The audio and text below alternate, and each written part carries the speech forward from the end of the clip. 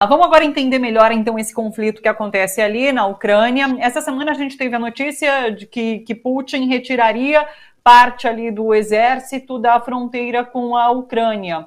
A gente viu também essa declaração agora, né, de Joe Biden, que aconteceu hoje. Biden disse que ali não viu movimentação nenhuma, e com muita arrogância ele fala sobre respeito à soberania da Ucrânia. Miro citou isso agora também com a gente, né, que é com muita arrogância, porque ele não respeita a soberania de outros países. Então, assim, vamos começar entendendo qual é o momento agora desse conflito entre Estados Unidos, Rússia e Ucrânia. Conta pra gente. Tem muita coisa para dizer, mas você disse o principal na sua introdução, né? É hipocrisia o presidente dos Estados Unidos falar em eu respeito a soberania da Ucrânia e eles devem ter o direito de decidir se entram ou não entram. Mentira! Ele fez 100 intervenções, invadiu mais de 100 países nos últimos 150 anos. Então, agora é uma hipocrisia, não é? E uma mentira, uma falsidade. Ele poderia dizer ao mundo, olha, nós não vamos propor a entrada da Ucrânia na OTAN. Acabou! Nada disso aconteceria. O mundo estaria igual a que terminou o ano passado. Terminou tenso, mas não estaria no nível que está, né? Mas por que ele não faz isso? Porque este tensionamento, se da parte da Rússia nunca houve um plano de invasão, o Putin nunca declarou nada nesse sentido, e se acontecesse, seria um prejuízo para a Rússia, porque ele ficaria isolado do mundo. O mundo inteiro desabaria na cabeça dele. Então, nunca esteve na ordem do dia a invasão. Mas por que ele falou o tempo todo que vai invadir? Bom, aí é uma mentira, dita 1000 vezes, as pessoas passam a achar que é verdade. Os meus serviços de inteligência detectaram isso.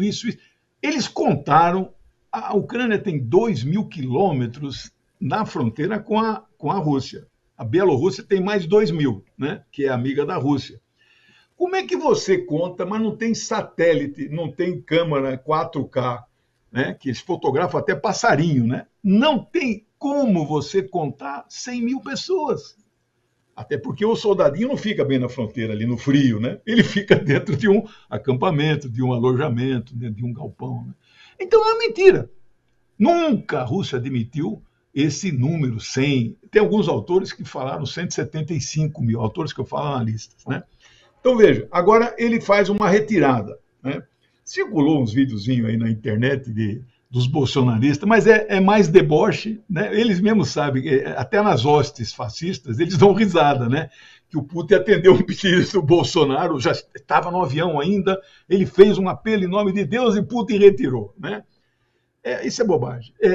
Esta retirada faz parte de um calendário de exercícios militares normais que estavam acontecendo na Bielorrússia, estavam acontecendo na Crimeia, que é território russo, né? Eles terminaram esses exercícios e os seus blindados, os seus tanques, estão todos voltando para suas bases. Mas nada ficou desguarnecido.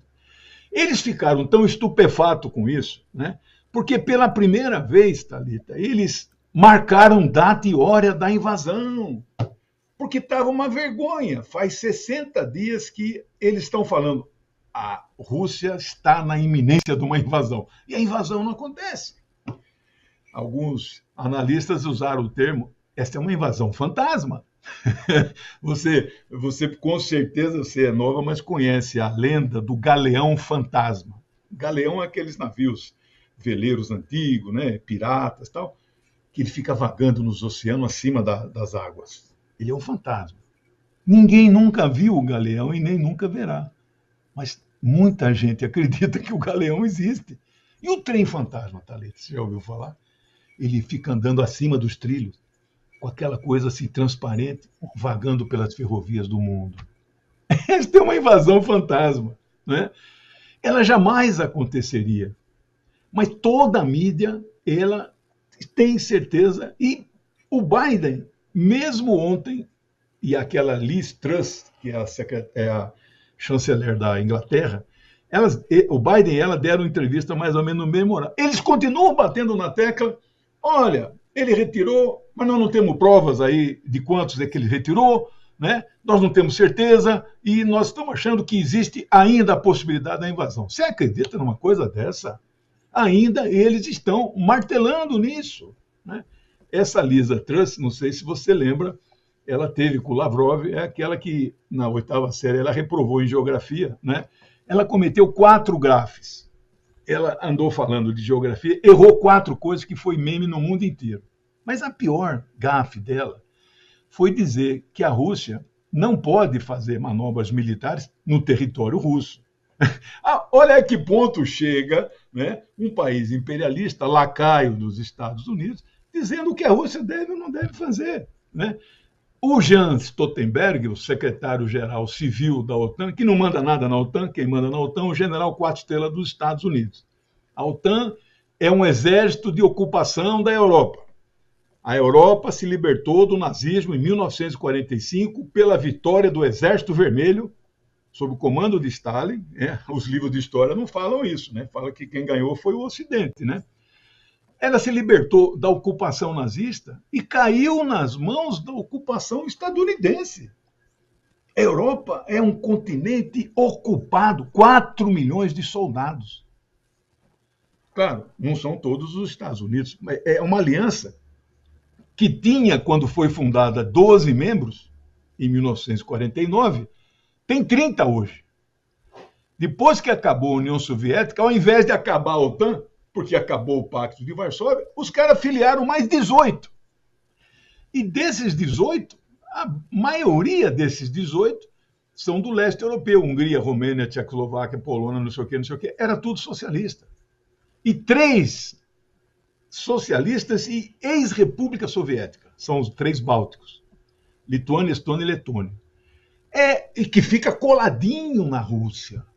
Isso é uma das reivindicações do Putin. Não só a Ucrânia e a Geórgia não vão entrar, como esses 3 têm que sair. E ele está pleno de razão. Nenhum país do mundo pode afrontar a segurança do outro país do mundo. Isso está na Carta das Nações Unidas. Então, o que ele exige não é o que ele pede. O que ele exige encontra respaldo jurídico, político e diplomático em todo lugar. Só nos ouvidos moucos, né? Essa Lisa Truss, quando teve com o Lavrov semana passada, ele estava até dando risada na hora que dá aquela coletiva explicando como foi, né? Olha, foi uma reunião de um surdo com uma muda. Além de não saber nada de geopolítica mundial, ela é uma beócia, né? Igual o Bolsonaro é também, né? Bom, então, mas por que mesmo que fica essa tensão? Aí tem esta pergunta, né, que se você não tivesse feito, eu mesmo estou aqui levantando, né, mas pode preparar outras perguntas que você quiser. Todo mundo fala assim, mas então por que isso? Né? Sim. Bom, o Russia Today, que é um canal em espanhol da Rússia, e todo mundo tem que assistir, não dá para não assistir, e espanhol é muito fácil de entender. Para nós, brasileiros, ao contrário, não é verdadeiro. Eles têm dificuldade de entender o português, né? Então assista 24, esquece a Globo News, tem que assistir a TVT também, claro, né? Os canais nossos alternativos, mas nossa audiência é pequena.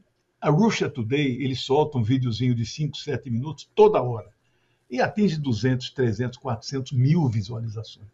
Então é isto que me fortalece, né?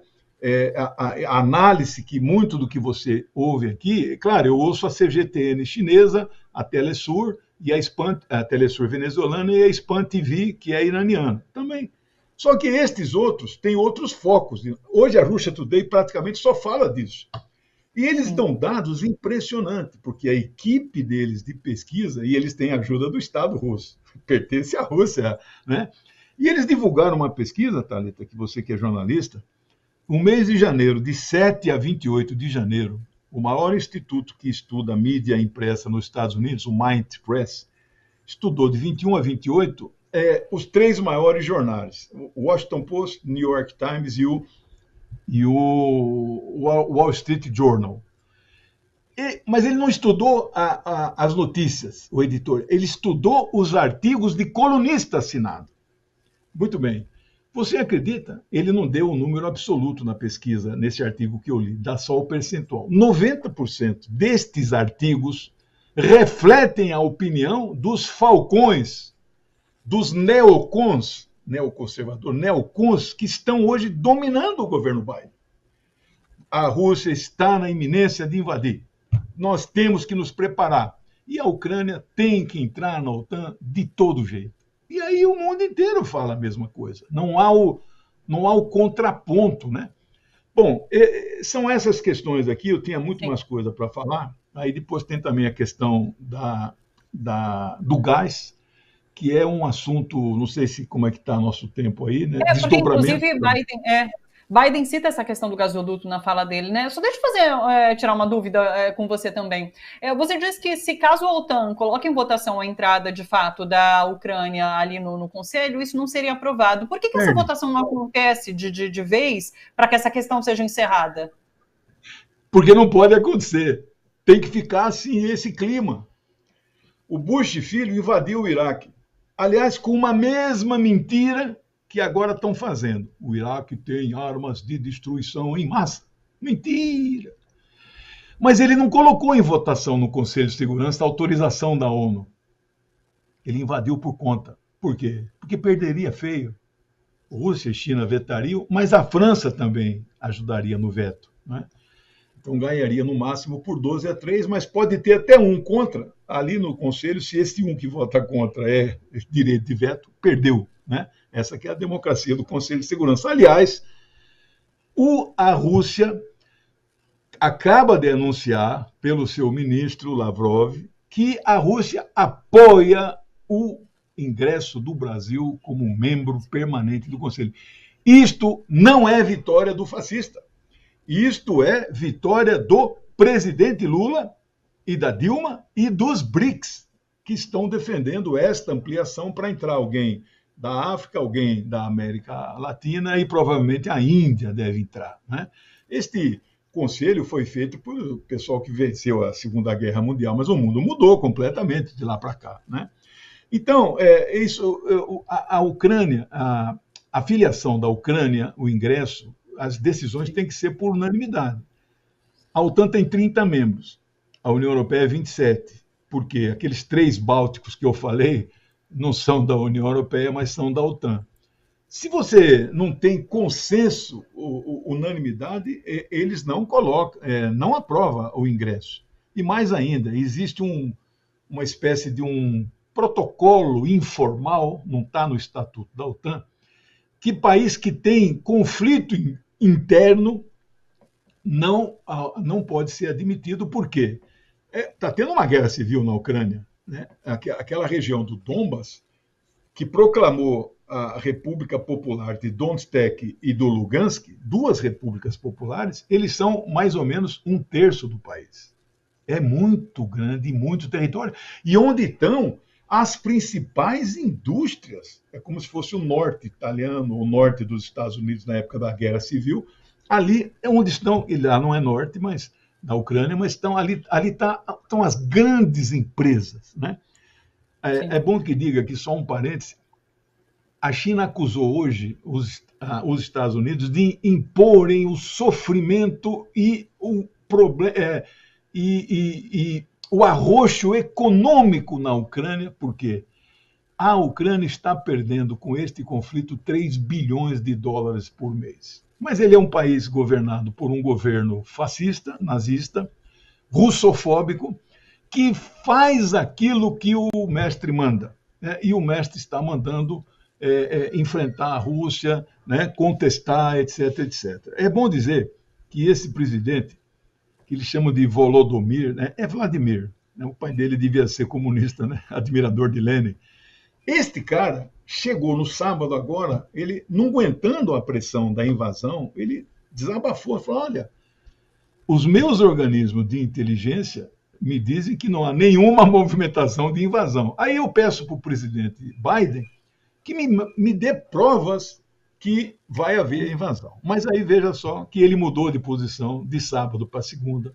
Esta segunda ele deu uma entrevista coletiva dizendo que a Rússia vai invadir às 3 horas da madrugada desta quarta-feira, 16 de fevereiro. Ou seja, ele tentou um ensaio de independência no sábado e na segunda-feira voltou aos braços do imperialismo, caiu a máscara e chamou, inclusive, o povo, que nem o Collor chamou, vamos pôr na janela verde e amarelo, e o povo, na época, aqui no Brasil, pôs preto, né? Ele chamou a mobilização do povo para quarta-feira. Sabe o que aconteceu na Praça Maidan de terça para quarta? Juntou um monte de gente e tocaram o hino soviético em plena Praça Maidan. Eles odeiam a Rússia, parte do povo ucraniano, não todo, né? Então, esse é o cenário que nós estamos vivendo.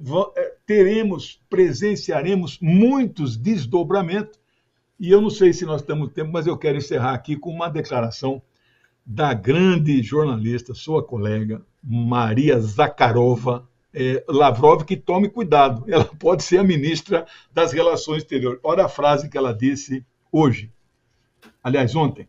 O dia 15 de fevereiro entrará para a história como o dia que a propaganda de guerra do Ocidente falhou. Caiu a máscara. Não tem invasão, né? Então, parabéns para a Maria Zakharova, vitória para o Putin. Eu não levo em conta esta viagem do cara, ainda que a frase que ele tenha falado ajudou no contexto mundial, né? Não vai ganhar 0,5% de popularidade no Brasil, vai continuar derrotado no Brasil, e registramos uma derrota retumbante do imperialismo. Mas a guerra, o conflito não acabou. Tem muito assunto pela frente ainda. Professor, só para encerrar, estão te pedindo aqui para repetir o canal russo em espanhol. É o Russian Today, é isso, né? Russia Today. Se for falar em inglês, a sigla RT, a pronúncia é RT, né? RT, Russia Today. Mas se não põe acento no Rússia, vai lá no YouTube, Rússia sem acento, Russia Today.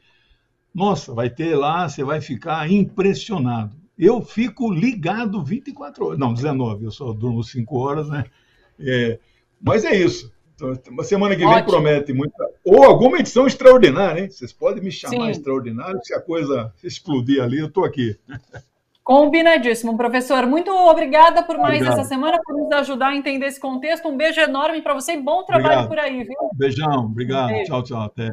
Professor Legiane Mirhan, sociólogo e escritor, participa sempre com a gente aqui às quartas, justamente nos ajudando a entender geopolítica mundial.